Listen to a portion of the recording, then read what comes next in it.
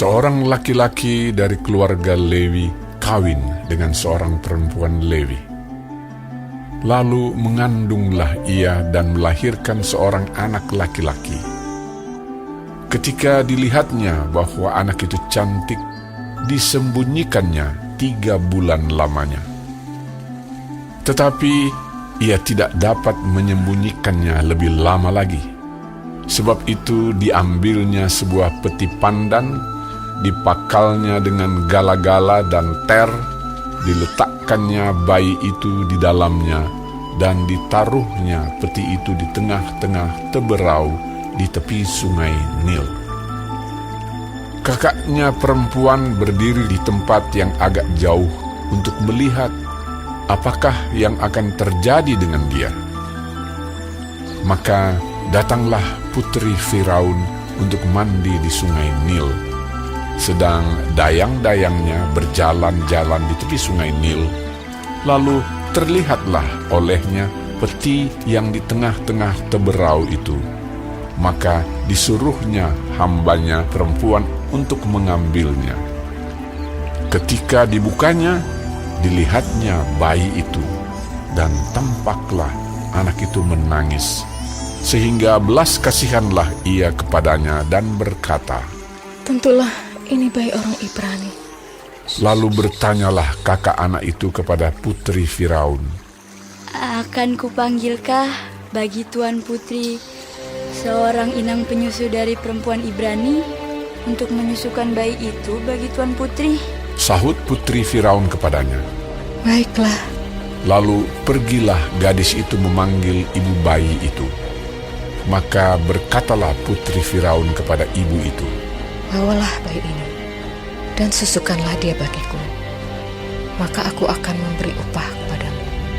Kemudian perempuan itu mengambil bayi itu dan menyusuinya. Ketika anak itu telah besar, dibawanyalah kepada putri Firaun yang mengangkatnya menjadi anaknya dan menamainya Musa, sebab katanya, "Karena aku telah menariknya dari air." pada waktu itu ketika Musa telah dewasa, ia keluar mendapatkan saudara-saudaranya untuk melihat kerja paksa mereka. Lalu dilihatnyalah seorang Mesir memukul seorang Ibrani, seorang dari saudara-saudaranya itu. Ia menoleh ke sana sini, dan ketika dilihatnya tidak ada orang, dibunuhnya orang Mesir itu, dan disembunyikannya mayatnya dalam pasir. Ketika keesokan harinya ia keluar lagi, didapatinya 2 orang Ibrani tengah berkelahi. Ia bertanya kepada yang bersalah itu, "Mengapa engkau pukul temanmu?" Tetapi jawabnya, "Siapakah yang mengangkat engkau menjadi pemimpin dan hakim atas kami? Apakah engkau bermaksud membunuh aku, sama seperti engkau telah membunuh orang Mesir itu?" Musa menjadi takut sebab pikirnya, tentulah perkara itu telah ketahuan. Ketika Firaun mendengar tentang perkara itu, dicarinya ikhtiar untuk membunuh Musa. Tetapi Musa melarikan diri dari hadapan Firaun dan tiba di tanah Midian. Lalu ia duduk-duduk di tepi sebuah sumur. Adapun imam di Midian itu mempunyai 7 anak perempuan. Mereka datang menimba air dan mengisi palungan-palungan untuk memberi minum kambing domba ayahnya. Maka datanglah gembala-gembala yang mengusir mereka. Lalu Musa bangkit menolong mereka dan memberi minum kambing domba mereka. Ketika mereka sampai kepada Rehuel, ayah mereka, berkatalah ia, "Mengapa selekas itu kamu pulang hari ini?" Jawab mereka, "Seorang Mesir menolong kami terhadap gembala-gembala, bahkan ia menimba air banyak-banyak untuk kami dan memberi minum kambing domba." Ia berkata kepada anak-anaknya, "Di manakah ia? Mengapakah kamu tinggalkan orang itu? Panggillah dia makan." Musa bersedia tinggal di rumah itu.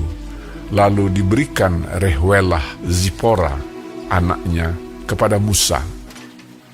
Perempuan itu melahirkan seorang anak laki-laki. Maka Musa menamainya Gersom, sebab katanya, Aku telah menjadi seorang pendatang di negeri asing. lama sesudah itu matilah Raja Mesir. Tetapi orang Israel masih mengeluh karena perbudakan. Dan mereka berseru-seru sehingga teriak mereka minta tolong karena perbudakan itu sampai kepada Allah. Allah mendengar mereka mengerang, lalu ia mengingat kepada perjanjiannya dengan Abraham, Ishak, dan Yakub. Maka Allah melihat orang Israel itu dan Allah memperhatikan mereka.